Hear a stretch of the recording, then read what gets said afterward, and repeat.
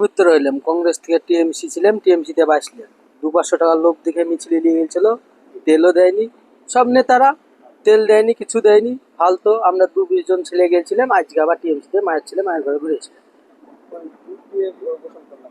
পবিত্র হওয়ার জন্য। টিএমসিতে ছিলাম। ওই একটু যা হোক নেতাদের পাল্লায় পড়েছিলেন, লেগেছিলেন। 200-500 টাকার লোক দেখাচ্ছিল দিয়ে। 500 টাকার লোক ওইটি তো ভুল।